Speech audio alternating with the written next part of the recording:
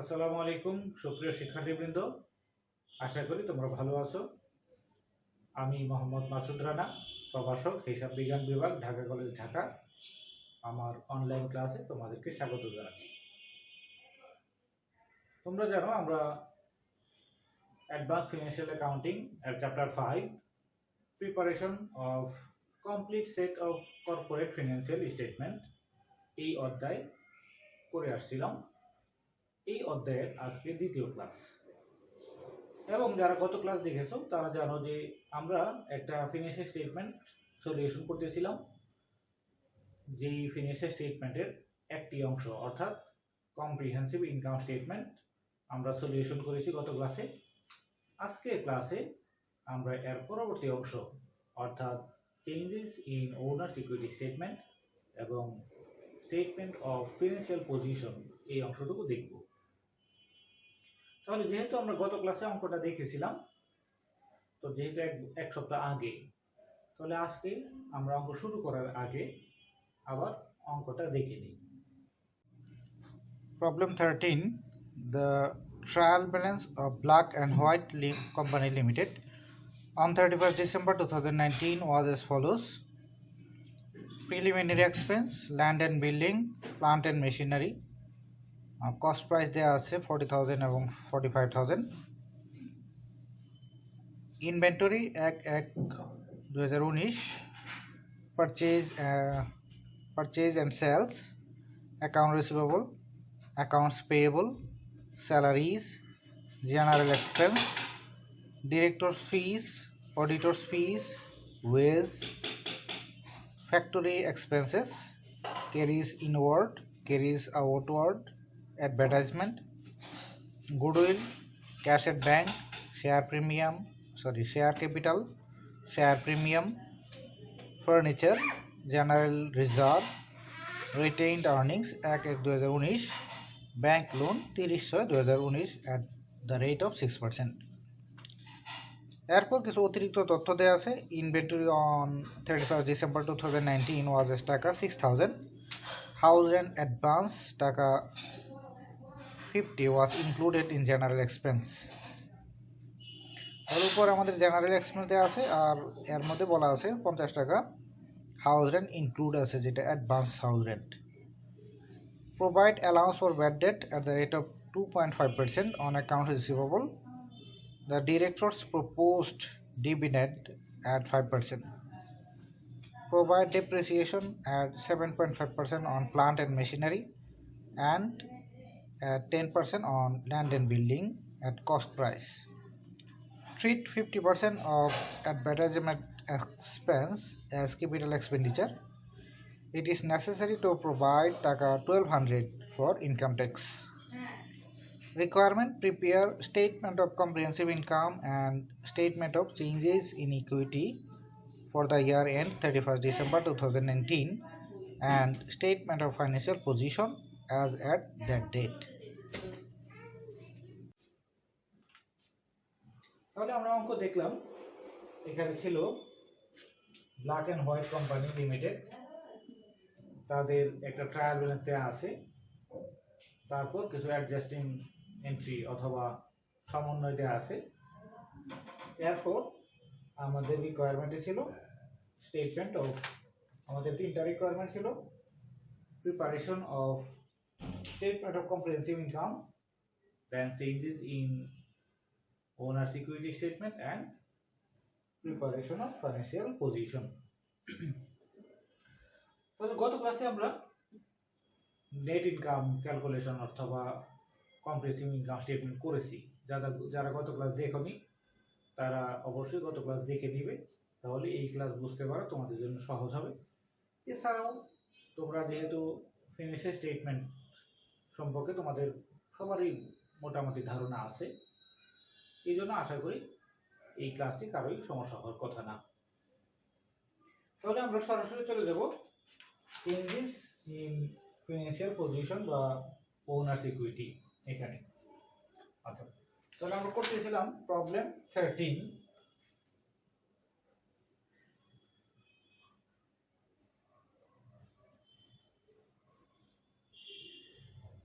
Page number 52.97.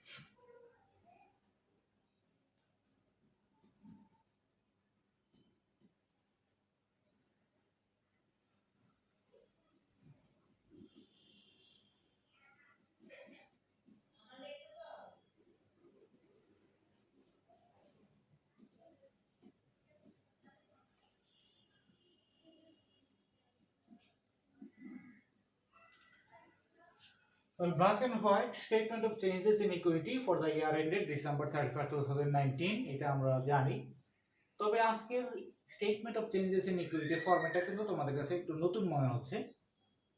আমরা এর আগে যে সকল changes in financial owners equity statement করছি সেখানে হয়তো টাকার ঘর একটা ছিল বা কখনো দুইটা ছিল, কিন্তু আজকে দেখা যাচ্ছে অনেকগুলো টাকার ঘর। আসলে আমাদের এখানে কর্পোরেট ফাইন্যান্সিয়াল স্টেটমেন্ট, তার মানে কোম্পানির। আর আগে আমরা যে সকল ফাইন্যান্সিয়াল স্টেটমেন্ট করছি সেখানে সেগুলো এক মালিকানা প্রতিষ্ঠান।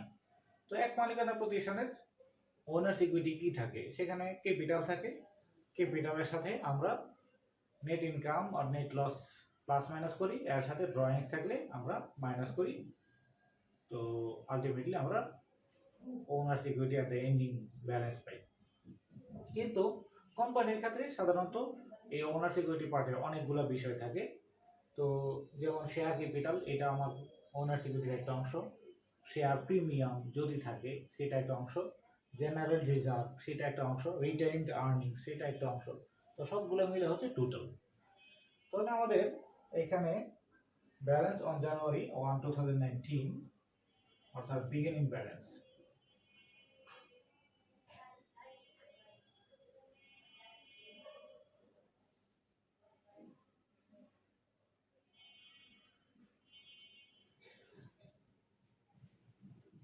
এক 19। তাহলে বিগিনিং ব্যালেন্স আমার দেয়া আছে শেয়ার ক্যাপিটাল লেখা থাকে 40,000, share premium 6,000, general reserve 12,000, retained earnings 4,500। তাহলে টোটাল 40, 46 আর 12, 58, 62,500।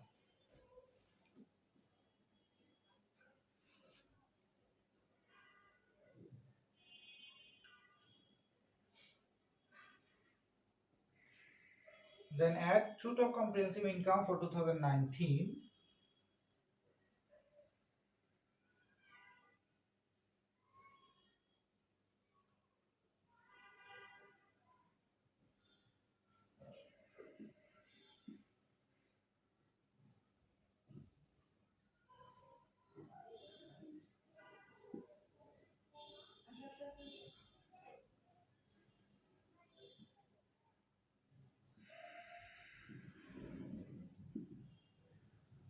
টোটাল কম্প্রিহেন্সিভ ইনকাম, তাহলে টোটাল কম্প্রিহেন্সিভ ইনকাম আমরা বলছি আসলে কম্প্রিহেন্সিভ ইনকাম স্টেটমেন্ট হচ্ছে ইনকাম স্টেটমেন্ট যেখানে আমাদের নর্মাল ইনকাম ছাড়াও কিছু ইনকাম আসে এক্সট্রা, যেগুলো আমাদের নর্মাল ইনকাম স্টেটমেন্টে আসে না।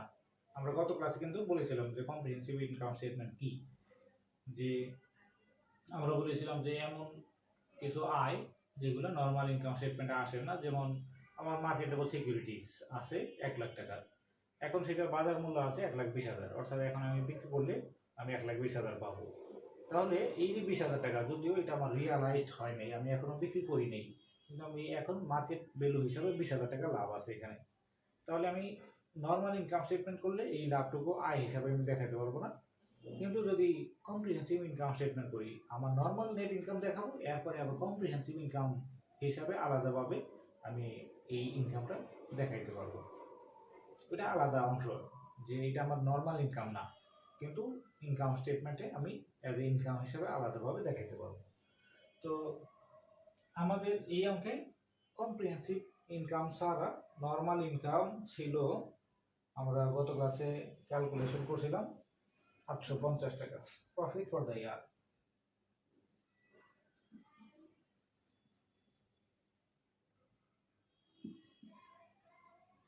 তাহলে আমার ইনকামটা সরাসরি যাবে রিটেইনড আর্নিংস এর সাথে যোগ হবে 850,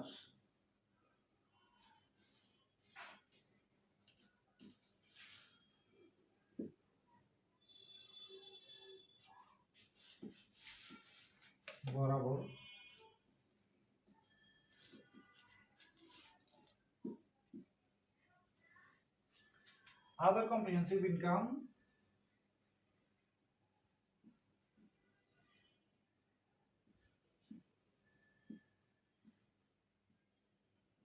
other comprehensive income আমার নাই,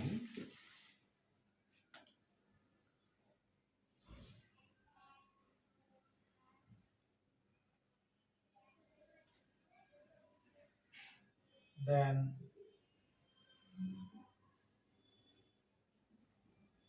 transaction to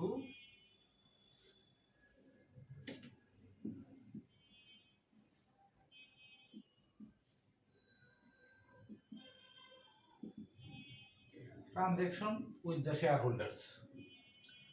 আমার এই যে share capital, share premium, general reserve, retain earnings এইগুলো আছে, আমার নতুন করে ইনকাম হয়েছে এত, এখন আমি শেয়ার হোল্ডারদের যদি নতুন করে আরো শেয়ার ইস্যু করি তাহলে আমার শেয়ার ক্যাপিটাল বাড়বে বা প্রিমিয়াম বাড়বে। যদি আমি শেয়ার হোল্ডারদের ডিভিডেন্ড দিই তাহলে আমার রিটেইন আর্নিংস কমবে। তাহলে ওই বিষয়গুলো আমরা এখানে দেখাবো। তো আমরা কোনো নতুন শেয়ার ইস্যু করি নাই, যদি শেয়ার ইস্যু করতাম তাহলে শেয়ার ইস্যু হিসাবে এখানে আমি দেখাইতাম। আমরা শুধু ডিভিডেন্ড পেইড করছি। এখন ডিভিডেন্ড পেইড কত টাকা, আমাদের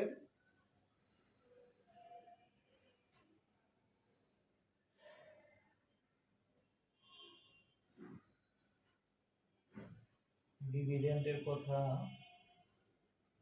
কোথায় বলা আছে,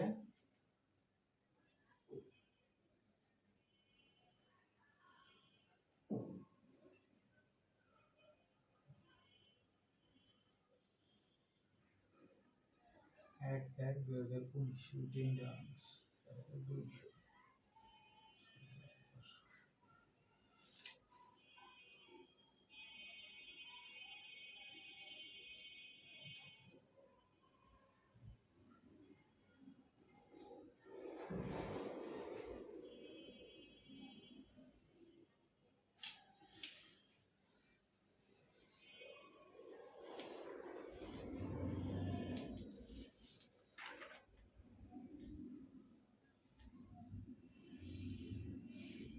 অঙ্কের মধ্যে তারা ডিভিডেন্ড পেইড 2,000 টাকা মাইনাস করছে, তো আমি এখনো খুঁজে পাই নাই, সেই জন্য আমি একটু দেখতেছি কোথায় বলা আছে।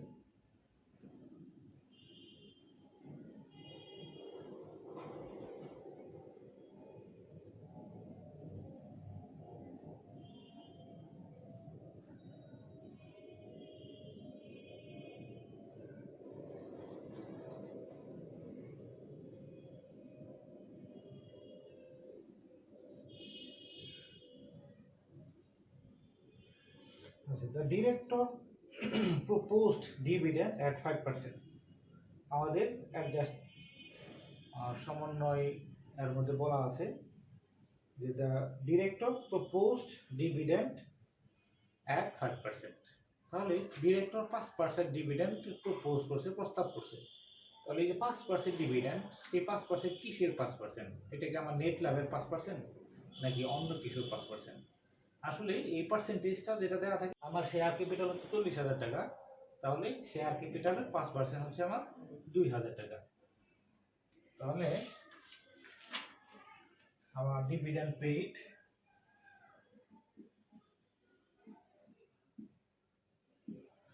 হচ্ছে 2,000 টাকা। তাহলে ডিভিডেন্ড দিলে আমার রিটেইনড আর্নিংস থেকে কমবে, আলটিমেটলি 2,000 টাকা।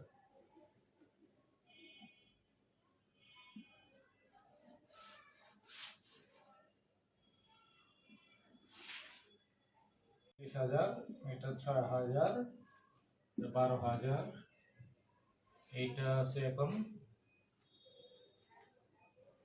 2,000, 5, 8, 5, 13, 3,350। আলটিমেটলি আমার টোটাল আছে 61,350।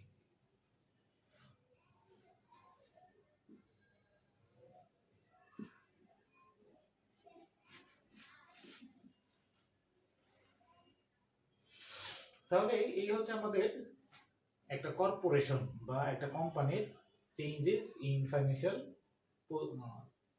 Changes in owners equity statement. তাহলে আমাদের normal changes in owners equity statement আমরা যেটা করে আসছি সেটা থেকে একটু ভিন্নতর, আমাদের এইভাবে করতে হবে কোম্পানির ক্ষেত্রে। এরপর আমরা দেখব ব্যালেন্স শিট বা statement of financial position.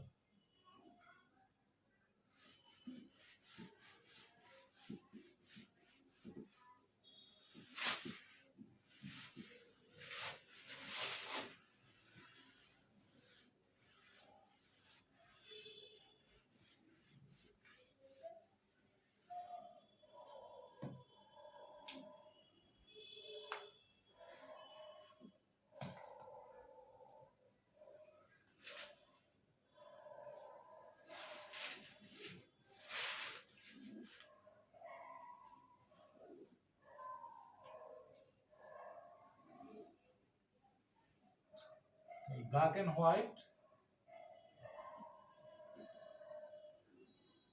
Statement of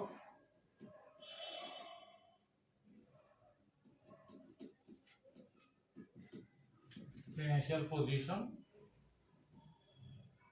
as on date December 31st, 2019. টাকা particulars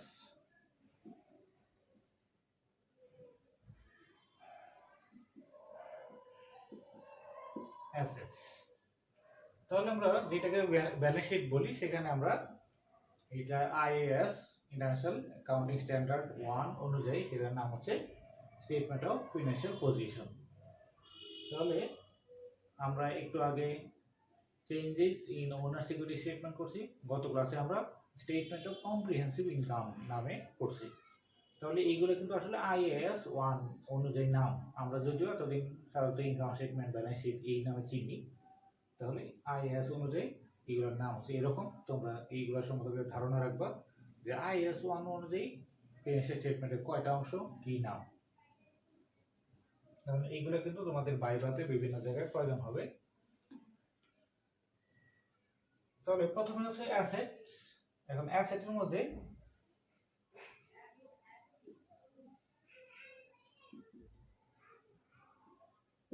non current asset.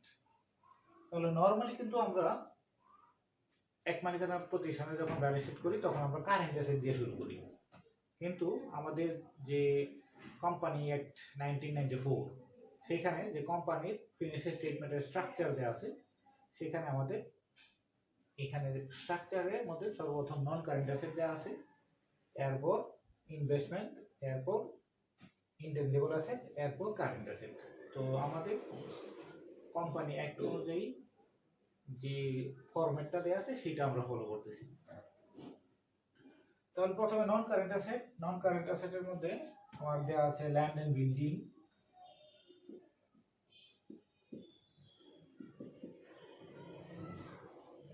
Land and building 40,000 টাকা হচ্ছে cost price less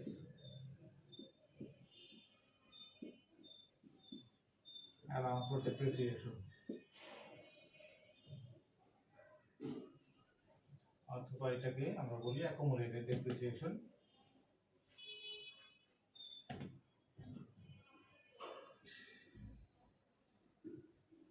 accumulated depreciation আগে আমাদের বইতে আছে কস্ট প্রাইস হচ্ছে 40 আর বুক ভ্যালু হচ্ছে 30, তার মানে 10,000 টাকা ডেপ্রিসিয়েশন আগে থেকে ধরা আছে। এখন এই বছর আমরা নতুন করে আরো 4,000 টাকা এই ল্যান্ড এন্ড বিল্ডিং এর উপরে ডেপ্রিসিয়েশন করছি, তাহলে টোটাল অ্যাকুমুলেটেড ডেপ্রিসিয়েশন হলো 14,000। তাহলে আমার বুক ভ্যালু হচ্ছে 26,000 টাকা। এরপর plant and machinery,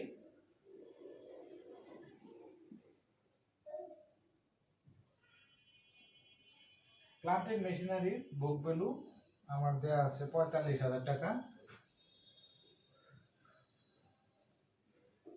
less accumulated depreciation. তো আমাদের বুক ভ্যালু দেওয়া আছে 35,000 টাকা, তার মানে আগে থেকে 10,000 টাকা আমার ডেপ্রিসিয়েশন ধরা আছে। আর নতুন করে এই বছর আমরা আরো 3,375 টাকা ধরছি, তাহলে মোট আমাদের বোঝার সুবিধাতে আগে 10,000 প্লাস 4,000, আগের 10,000 অ্যাকুমুলেটেড ডেপ্রিসিয়েশন আগের 10,000 প্লাস এই বছর 3,375, তার মানে 13,375 টাকা ডেপ্রিসিয়েশন অ্যাকুমুলেটেড। তাহলে মোট অ্যাকুমুলেটেড ডেপ্রিসিয়েশন বাদ দেওয়ার পরে 31,625 টাকা আমাদের বুক ভ্যালু। দেন ফার্নিচার দেওয়া আছে, ফার্নিচার আমার 4,000 টাকা, এটার উপর কোনো ডেপ্রিসিয়েশন আমরা আগে ধরি নাই বা ধরতেও বলে নাই। এই ছিল আমার নন কারেন্ট অ্যাসেট। এরপর এটি হচ্ছে ইনভেস্টমেন্ট বা লং টার্ম ইনভেস্টমেন্ট।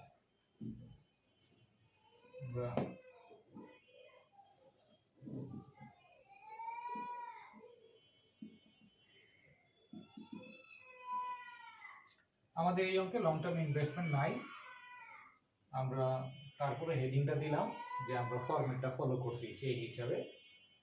এরপর হচ্ছে ইনটেনজিবল অ্যাসেট,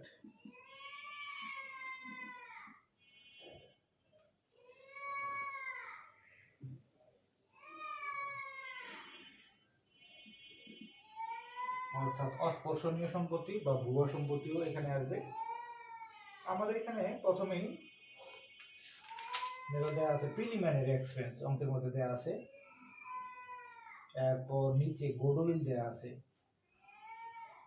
তাহলে এগুলো হচ্ছে আমার অস্পর্শনীয়, এবং তারপর আবার ডেফার্ড অ্যাডভার্টাইজমেন্ট, আমাদের বলছে অ্যাডভার্টাইজমেন্ট আর 50% হচ্ছে ক্যাপিটাল, তার মানে বিলম্বিত করতে হবে। তাহলে এগুলো এখন ইনটেনজিবল অ্যাসেটে আমার প্রথমে আছে গুডউইল দেওয়া আছে 2,000, সরি গুডউইল দেওয়া আছে 9,000।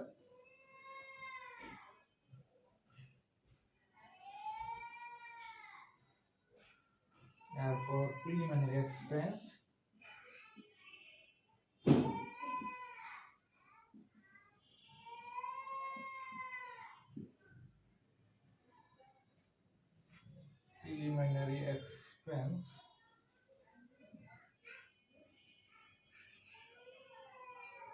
দেওয়া আছে 2,000।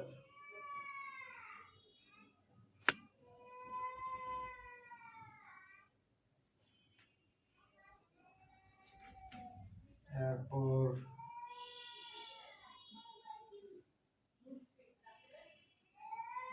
deferred advertising expense 1125। তাহলে আমার অ্যাডভার্টাইজিং এক্সপেন্স দেওয়া ছিল 2250 টাকা, এর মধ্যে আমরা ডেফার্ড বা বিলম্বিত করছিলাম 1125 টাকা। তাহলে এখন দেখো যে আমাদের ইনটেনজিবল আছে তিনটা আইটেম, আমরা এখানে goodwill, preliminary expense, deferred advertising expense. কিন্তু গুডউইলকে আমরা সরাসরি এখানে দিলাম আউটার কলামে, আর প্রিলিমিনারি এক্সপেন্স, ডেফার্ড অ্যাডভার্টাইজিং এক্সপেন্সকে আবার ইনার কলামে যোগ করে দেখাইতেছি। আসলে এই দুইটা কিন্তু আসলে ইনটেনজিবল এক্সপেন্সের মধ্যে পড়ে না, সেগুলো আসলে ফিকটিসাস এক্সপেন্স বা ফিকটিসাস অ্যাসেট, যেগুলো অনেক সম্পত্তি, ভুয়ার সম্পত্তি। ইনটেনজিবল অ্যাসেট হচ্ছে যেটা আসলে সম্পত্তি কিন্তু দেখা যায় না, ধরা যায় না, ছোঁয়া যায় না, যেমন গুডউইল, ট্রেডমার্ক, প্যাটেন্ট। আরেকটা হচ্ছে আমরা ফিকটিসাস অ্যাসেট বা অনেক সম্পত্তি বলি, যেগুলো আসলে সম্পত্তি না, সেগুলোও আমরা সম্পত্তি হিসেবে দেখাই। তো এই যে এগুলো হচ্ছে preliminary expense, deferred advertising expense, এগুলো হচ্ছে অসমন্বিত ব্যয় আসলে। তো সেইগুলোকে আমরা আসলে আমাদের দুইটা আইটেম অসমন্বিত ব্যয়, সেটা আমরা যোগ করে একসাথে দেখালাম 3125 টাকা। এরপর কারেন্ট অ্যাসেট।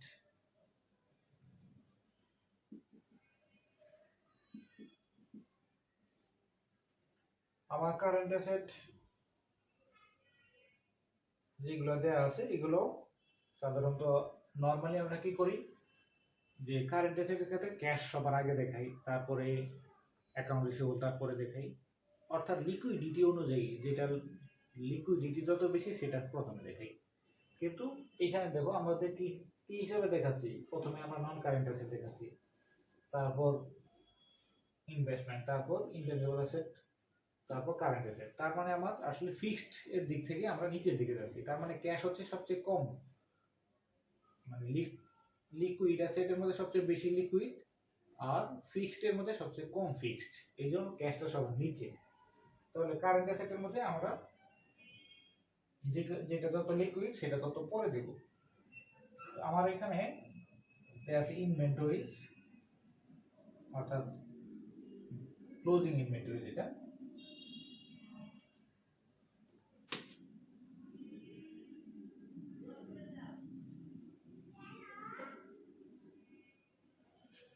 ক্লোজিং ইনভেন্টরি দেওয়া আছে 6000।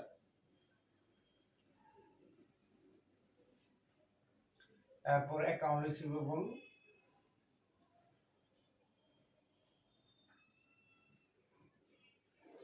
দেওয়া আছে 6000 less allowance for doubtful account. আমরা অ্যালাউন্স ফর ডাউটফুল অ্যাকাউন্ট হিসাবে 150 টাকা, অর্থাৎ 2.5% হিসাবে ধরছিলাম, তাহলে 5850। এরপর আমাদের দেওয়া আছে প্রিপেইড রেন্ট।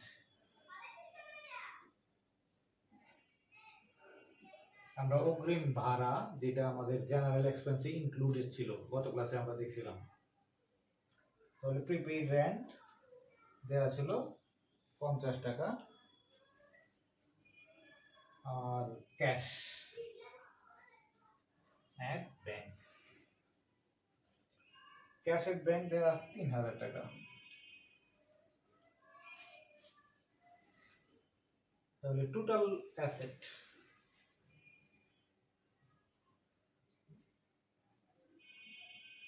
টোটাল অ্যাসেটস আমার যোগ করলে 88,650, 88,650 টাকা।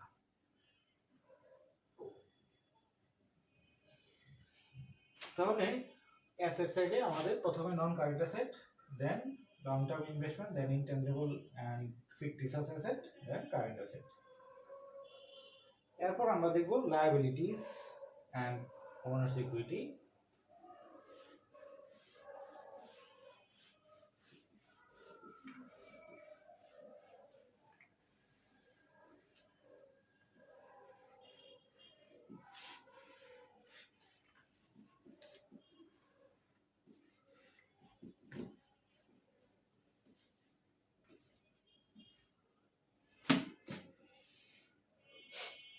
তো নর্মাল আমরা যে ব্যালেন্স শিট করে আসি আগে, ওইখানে আমরা owner liability and owner security স্টেটমেন্টে বা লাইবিলিটি অ্যান্ড ওনার সিকিউরিটি পার্টে আমরা কি করছি, প্রথমে কারেন্ট লাইবিলিটি দেখাইছি, তারপর লং টার্ম লাইবিলিটি দেখাইছি, তারপর শেয়ার হোল্ডার্স ইকুইটি দেখাইছি। তো তার মানে ওখানেও আমার লাইবিলিটির ক্ষেত্রে যেটা যত লিকুইড সেটা সবার আগে দেখাইছি, কিন্তু এখানে কিন্তু আমরা উল্টা করতেছি, অর্থাৎ লিকুইড যত বেশি সেটা সবার তত পরে।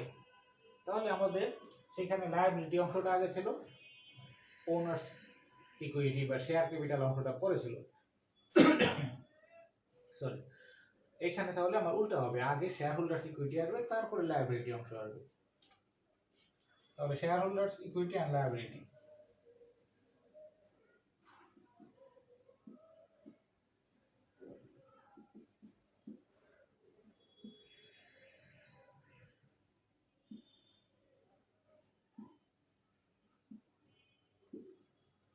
তাহলে শেয়ার হোল্ডার্স ইকুইটি এন্ড লায়াবিলিটির অংশে তাহলে প্রথম হচ্ছে শেয়ার হোল্ডার্স ইকুইটি।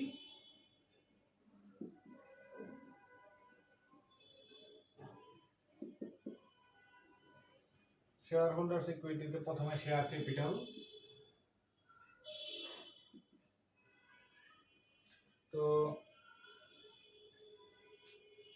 আমরা যেহেতু এখানে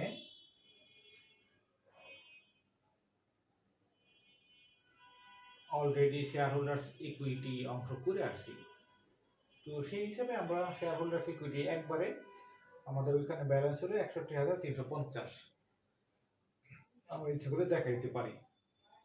তারপরও এখানে যেহেতু আলাদা আলাদা দেখাইছি, আমরা তোমাদের সুবিধার্থে বোঝানোর সুবিধার্থে আমরা আলাদা দেখাচ্ছি আবার, কিন্তু ইচ্ছা করলে সব যেহেতু আগে থেকে করা আছে শুধু শুধু ওইটার ব্যালেন্সটা ৬১,৩৫০ নিয়ে আসা যায়। তবে শেয়ার ক্যাপিটাল ছিল ৪০,০০০, আর জেনারেল রিজার্ভ ছিল ১২,০০০, আর শেয়ার প্রিমিয়াম এর ব্যালেন্স ৬,০০০, রিটেইনড আর্নিংস এর ব্যালেন্স ছিল ৩,৩৫০। এইগুলো কিন্তু আমরা statement of changes in owners equity অংশে আমরা প্রত্যেকটা কলাম যোগ করে এই ব্যালেন্সগুলো পাইছিলাম, এবং টোটাল কলাম যোগ করে ৬১,৩৫০ টাকা পাইছিলাম। তো ইচ্ছা করলে যেহেতু আমাদের ওনার্স ইকুইটি স্টেটমেন্ট করা আছে, আমরা সরাসরি এই ব্যালেন্সটা নিয়ে আসতে পারতাম। এটা হচ্ছে আমার টোটাল শেয়ার হোল্ডার্স ইকুইটি।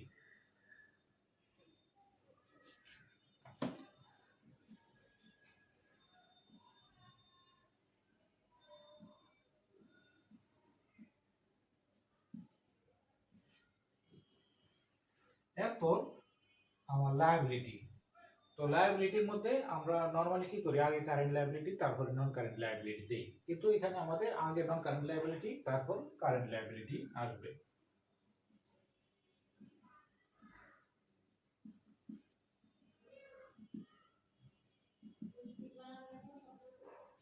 তাহলে নন কারেন্ট লায়াবিলিটির মধ্যে আছে আমাদের 6% ব্যাংক লোন 20,০০০ টাকা, একটাই আইটেম নন কারেন্ট লায়াবিলিটিতে। এরপর আমাদের কারেন্ট লায়াবিলিটি।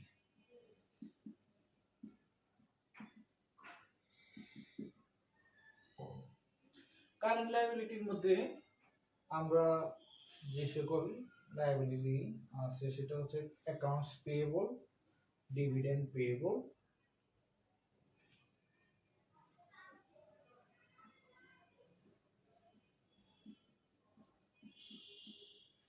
অ্যাকাউন্টস পেয়েবল দেওয়া আছে ৩,৫০০, ডিভিডেন্ড পেয়েবল যেটা আমরা প্রপোজ করছিলাম, আমরা ডিরেক্টর প্রপোজ 5% ডিভিডেন্ড, অর্থাৎ ৪০,০০০ টাকা হচ্ছে শেয়ার ক্যাপিটাল, তারপরে 5% ২,০০০ টাকা, এটা প্রপোজ করছে, তার মানে এটা দিতে হবে। দেন ট্যাক্স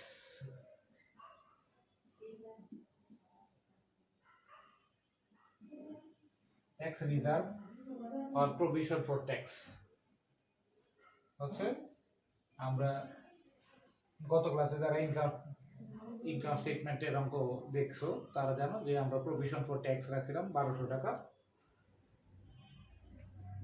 তাহলে সেই provision for tax, then interest accrued on bank loan.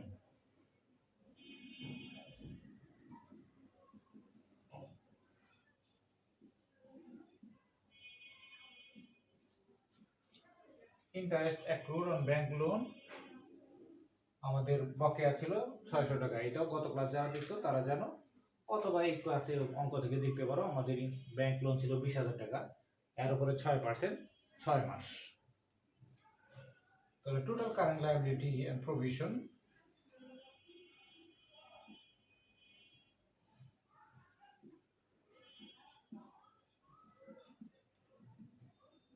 অর্থাৎ চলতি দায় এবং ভবিষ্যৎ ব্যবস্থা, যেগুলো আমরা যেমন এই ট্যাক্স রিজার্ভ রাখছি, হচ্ছে ভবিষ্যৎ ব্যবস্থা আমাদেরকে দিতে হবে, অথবা এরকম বিভিন্ন সঞ্চিতি থাকে। তাহলে এটা হচ্ছে 7,300 টোটাল। তাহলে আমাদের এখানে টোটাল শেয়ার হোল্ডার্স ইকুইটি 61,350, দেন নন কারেন্ট লায়াবিলিটি হচ্ছে 20,000, আর কারেন্ট লায়াবিলিটিস হচ্ছে 7,300। তো তিনটা আমরা যদি যোগ করি তাহলে আমাদের total share holders equity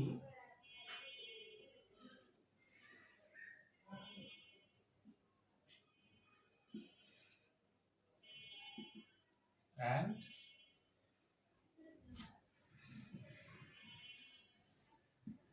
liabilities, তাহলে total share holders equity and liability